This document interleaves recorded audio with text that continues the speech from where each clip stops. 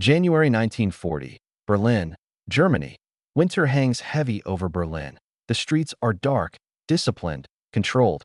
Inside the grand halls of power, maps glow beneath lamps. Europe is marked in arrows and lines. Poland fallen, France broken, Britain wounded but breathing. Hermann Göring stands tall in tailored uniform, medals heavy on his chest. Reichsmarshal of the Luftwaffe, commander of the skies. He speaks with confidence born from victory. His air force has crushed cities in weeks. Armies have collapsed beneath German air power. Across the Atlantic, the United States feels distant, slow, industrially soft, still arguing about neutrality, still pretending the war is not theirs.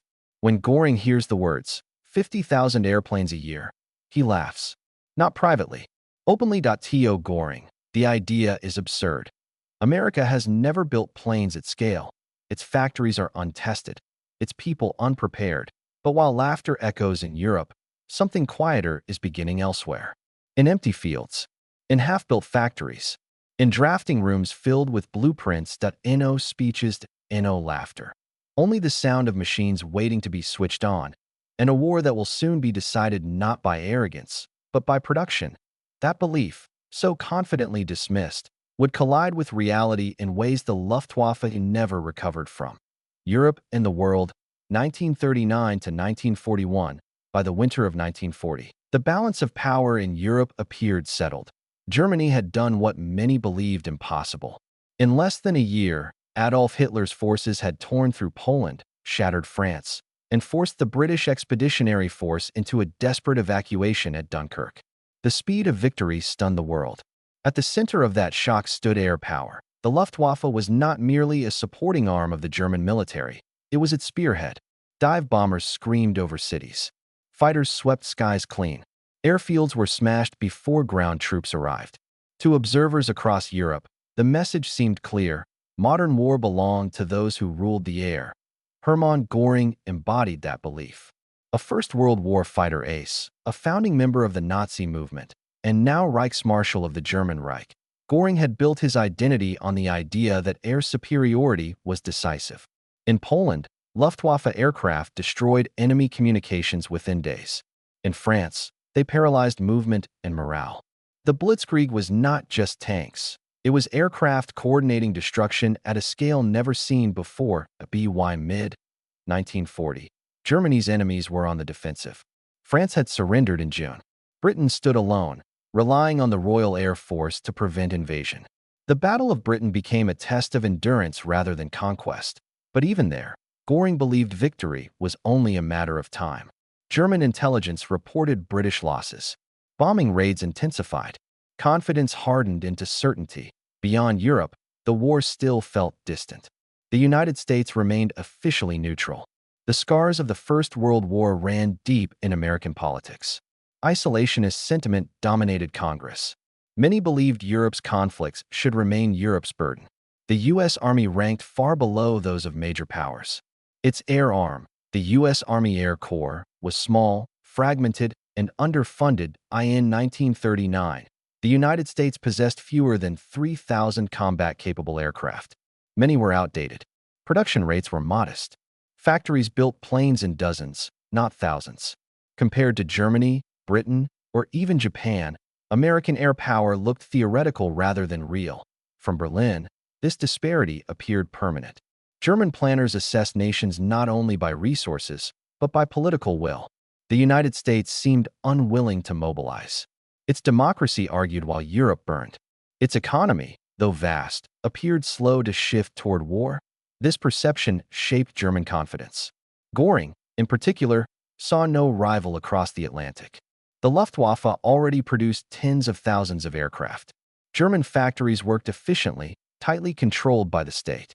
Aircraft like the Messerschmitt Bf 109 and Junkers Ju 88 dominated the skies of Europe. Why should America, divided, distant, inexperienced, pose a threat? Even Britain's survival did not shake this belief.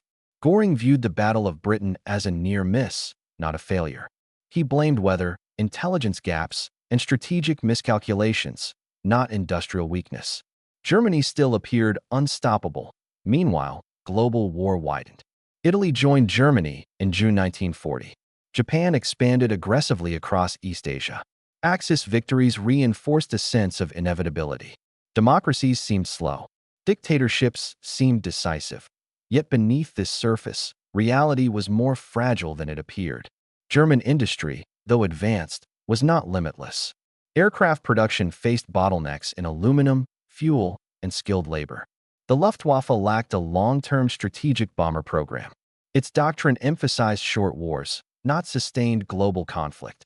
These weaknesses remained hidden, partly because no enemy had yet forced Germany to confront them, and partly because few believed any nation could challenge German air production on a scale large enough to matter. Few.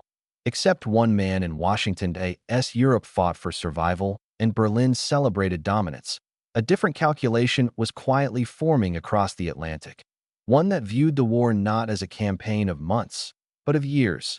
That calculation would soon be spoken aloud, and when it was, it would provoke laughter in Germany, laughter that revealed just how deeply the world misunderstood what the United States was capable of becoming. The United States, industrial reality, and the 50,000 planes moment. In the summer of 1940, the war reached a psychological turning point far from the front lines. France had fallen. Britain stood alone. And in Washington, neutrality no longer felt like safety. It felt like delay. President Franklin D. Roosevelt understood something many in Europe did not. Wars of the modern age were not won only by battlefield brilliance.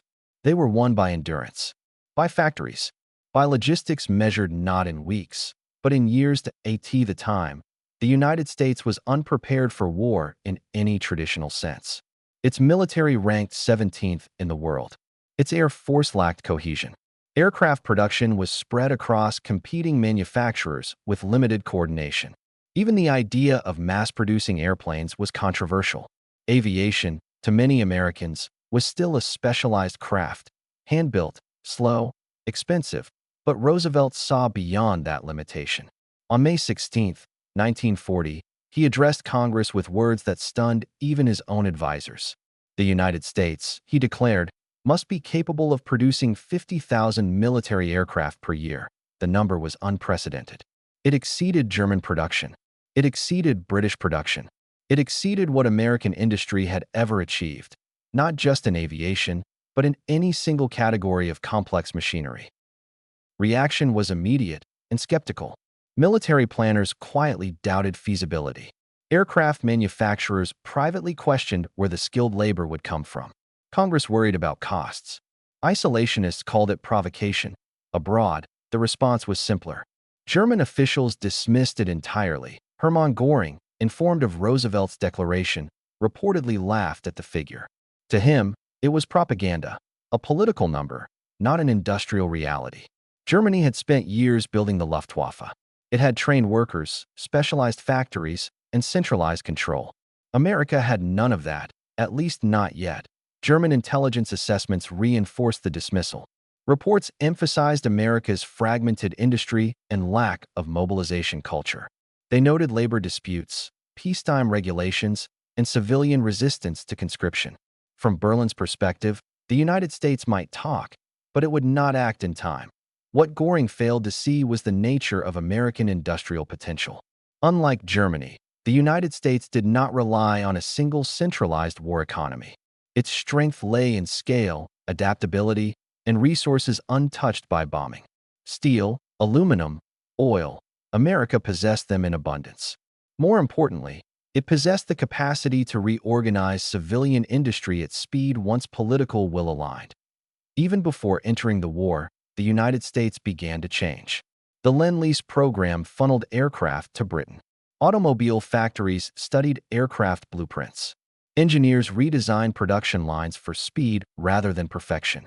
Training programs expanded quietly.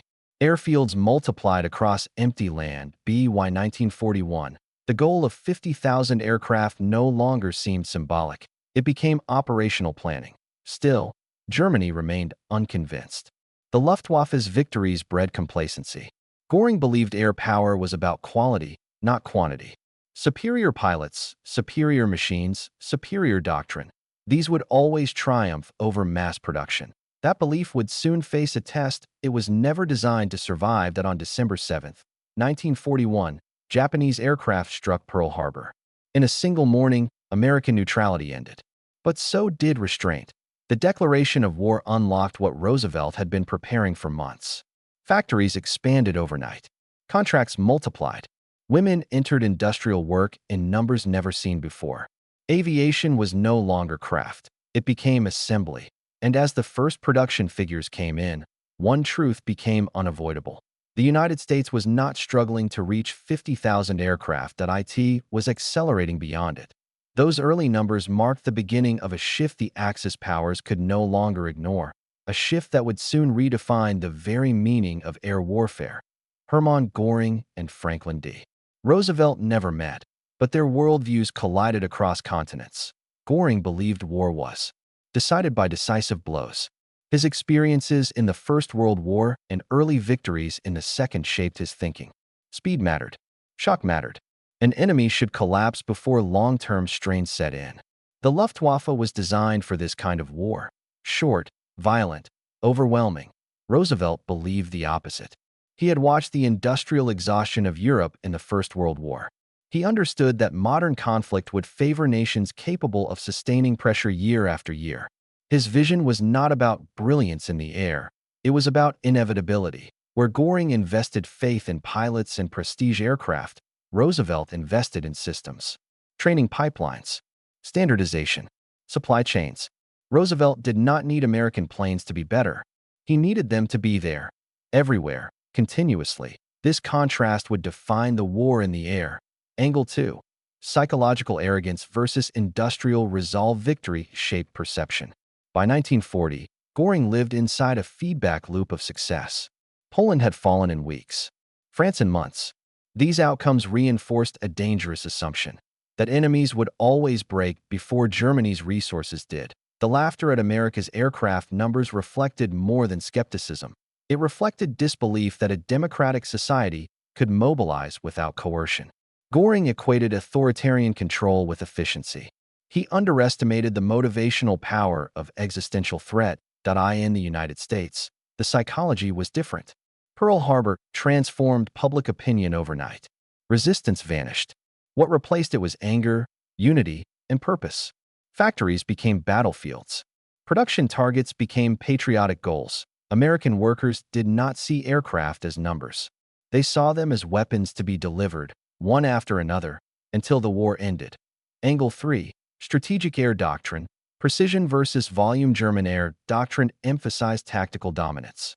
The Luftwaffe excelled at close air support and battlefield coordination. Its aircraft were optimized for range-limited operations in Europe. Strategic bombing existed, but it was secondary. The United States developed a different approach. American planners believed in sustained strategic bombing, designed to dismantle enemy industry. That strategy required volume. Hundreds of aircraft flying daily, absorbing losses, and returning again the next day. This doctrinal difference meant production was not optional. It was essential. American planners assumed attrition. German planners did not. As American factories began delivering aircraft in numbers Göring never anticipated. These opposing doctrines moved from theory to confrontation. The question was no longer whether the United States could build aircraft, but whether Germany could survive the consequences of being outproduced. And that question would soon be answered not in speeches, but in aluminum, engines, and assembly lines running without pause. Industry, technology, and the enemy's blind spot. Angle 4. Industry, turning a continent into a factory. What Germany underestimated most was not American engineering, but American organization. Once mobilization began, the United States did not simply expand aircraft factories. It rewired its entire economy. Automobile manufacturers converted assembly lines designed for cars into systems capable of producing bombers. Refrigerator plants stamped aluminum panels. Typewriter companies built gun mounts. The boundaries between civilian and military industry dissolved. This transformation happened with speed that stunned observers. Standardized parts replaced handcrafted components. Designs were simplified for mass production. Aircraft were broken into sub-assemblies, built in different states, and shipped by rail for final assembly. Women entered the workforce in unprecedented numbers. By 1943, they formed a significant portion of the aviation labor force. Training programs turned civilians into riveters, inspectors, and machinists within weeks. The question was no longer skill, it was scale. Factories ran day and night. Lights never went out. Each completed aircraft rolled off the line into a system already prepared to move it forward. Testing, delivery, deployment. Angle 5. Technology, not better planes, but enough planes. German aircraft were often technologically advanced. The Messerschmitt Bf 109 was agile and deadly. The Focke-Wulf FW-190 outclassed many Allied fighters when it appeared. German jet technology would later push boundaries even further, but technological edge could not compensate for numerical imbalance. American aircraft design emphasized reliability, range, and survivability. The B-17 Flying Fortress was not the fastest bomber. It was not the most advanced, but it could absorb damage and still return. The B-24 Liberator could be produced faster and in greater numbers than any heavy bomber before it. Engines were standardized. Training aircraft mirrored combat models. Logistics were planned from the beginning. Every decision was made with one goal: continuous output. The by 1944, American factories were producing aircraft faster than the Luftwaffe could destroy them. Angle 6. Enemy angle. German intelligence miscalculation. German intelligence failed not because of lack of data, but because of disbelief. Reports of rising American production were often dismissed as exaggeration. Numbers conflicted with assumptions. Analysts questioned feasibility rather than reassessing reality. The Luftwaffe command continued to plan operations as if American involvement would remain limited. Long-term attrition was not seriously modeled. Pilot training pipelines were not expanded at comparable scale.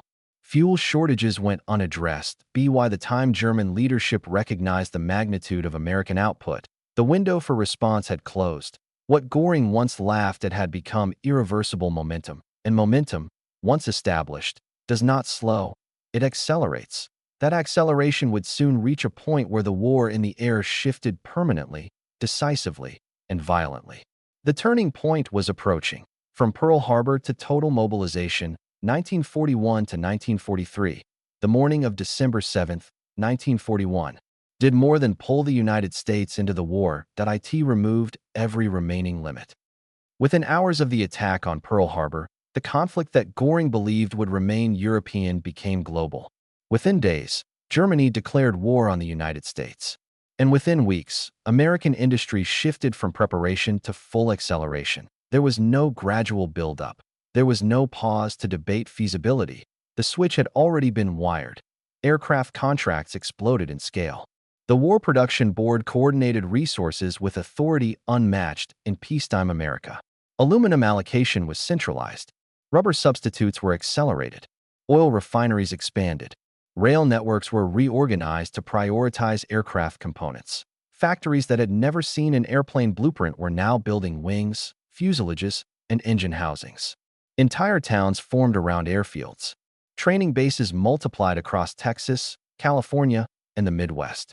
Pilots, mechanics, navigators, tens of thousands entered pipelines designed not for excellence alone, but for throughput. By 1942, the numbers became difficult to ignore. The United States produced more than 47,000 aircraft in a single year, nearly matching Roosevelt's original target ahead of schedule. In 1943, production surged beyond 85,000 aircraft. Bombers, fighters, transports, trainers, each type feeding a system that never stopped. Meanwhile, the Luftwaffe faced growing strain. Losses over Britain had been heavier than acknowledged. Operations in North Africa and the Eastern Front stretched resources thin. Aircraft models proliferated without standardization. Pilot training shortened as demands increased. Fuel became scarce. Still, Göring insisted the situation was manageable. He believed quality and experience would compensate. He believed American aircraft would arrive too late or be wasted through inexperience. But the skies told a different story. In 1942, American bombers began appearing over occupied Europe, not in symbolic raids, but in growing formations. Early missions suffered losses, but replacements arrived faster than squadrons could be depleted. Each loss was absorbed by production. Each damaged aircraft was replaced. German pilots noticed the change first. Interceptions that once faced dozens of bombers now faced hundreds. Escort fighters appeared in greater numbers. Air battles lasted longer. Attrition increased. This was not a sudden collapse, that it was pressure. Constant. Relentless. Every month, American output grew. Every month, German industry fell further behind. Bombing raids disrupted factories. Skilled workers were lost. Repairs lagged. Aircraft sat grounded for lack of fuel or pilots. The imbalance was no longer theoretical.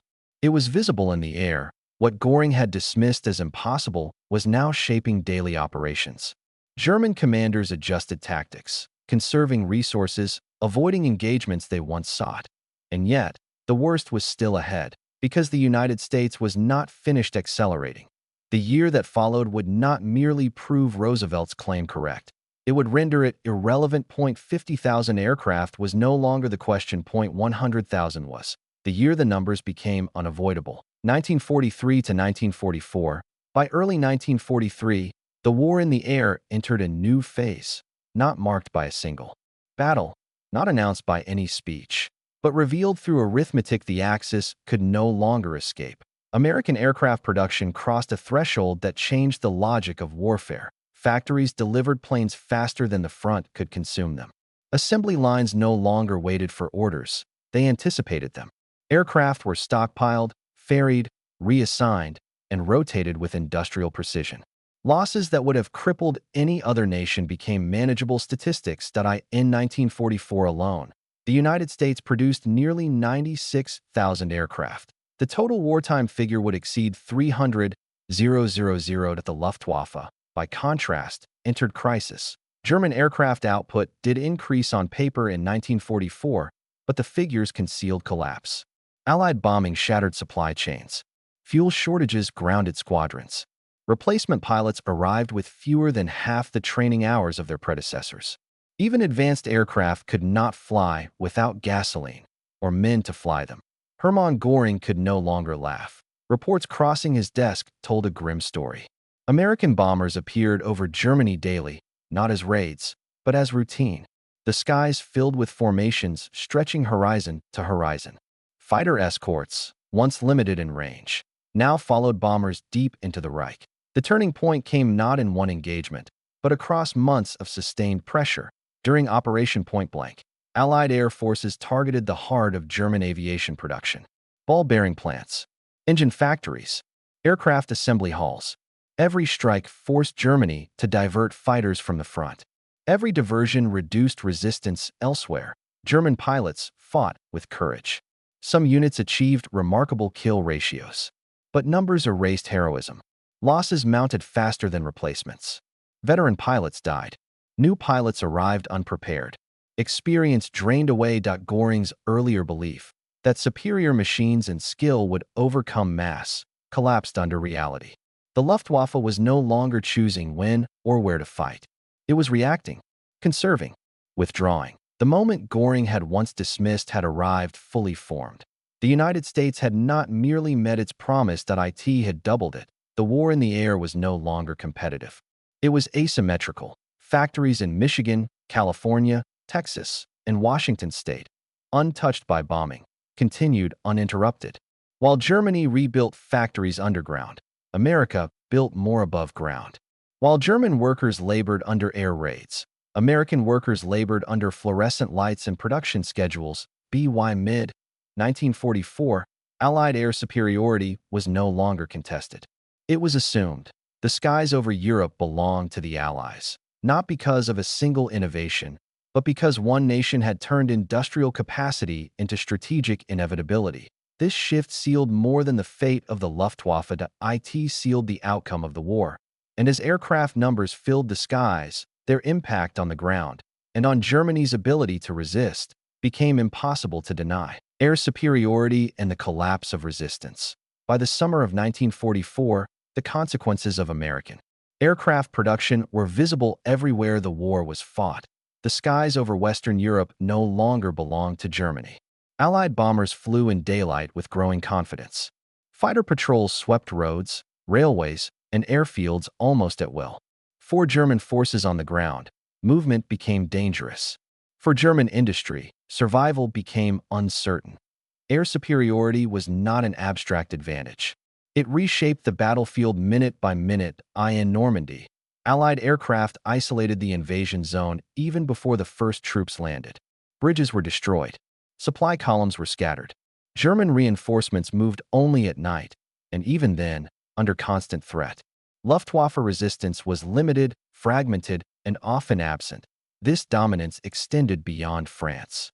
Over Germany itself, bombing campaigns intensified with devastating consistency. Factories producing aircraft, engines, synthetic fuel, and ammunition were struck repeatedly. Repairs took longer. Output declined. Skilled workers were lost. Replacement labor arrived untrained and exhausted. German leadership attempted countermeasures. New aircraft designs were rushed into service. Jet fighters promised technological salvation.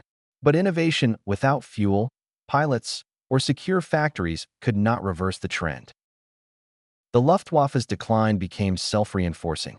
Fewer aircraft meant fewer escorts. Fewer escorts meant higher bomber effectiveness.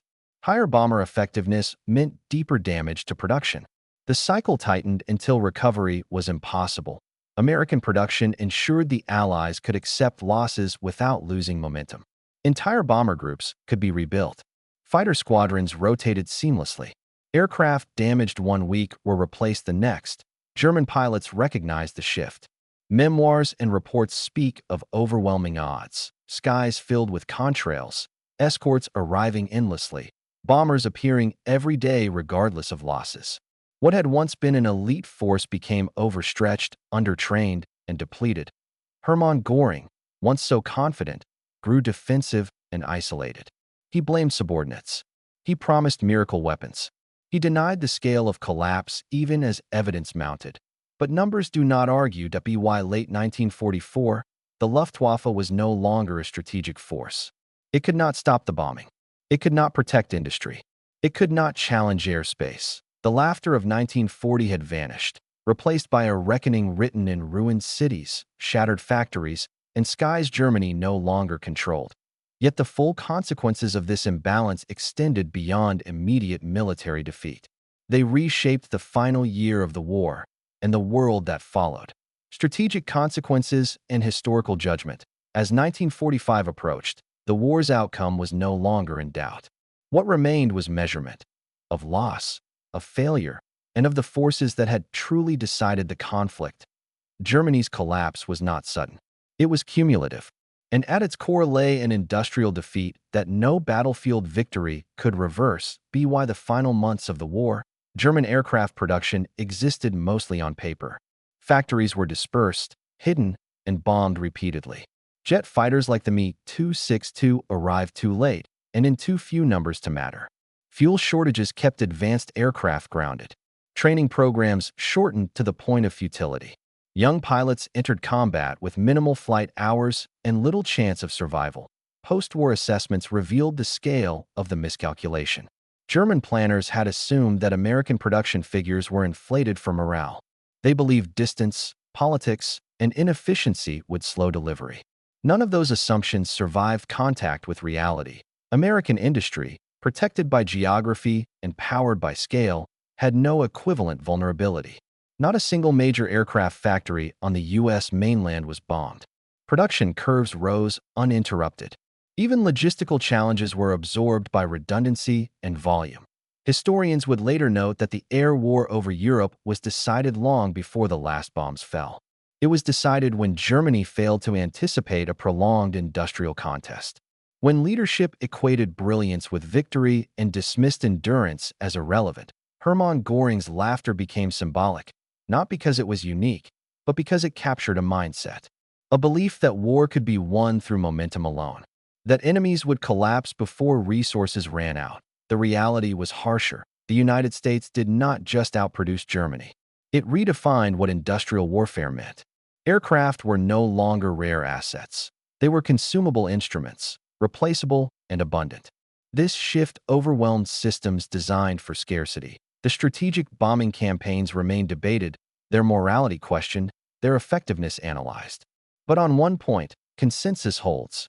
Without overwhelming Allied air superiority, the ground war in Europe would have been longer, bloodier, and far less certain.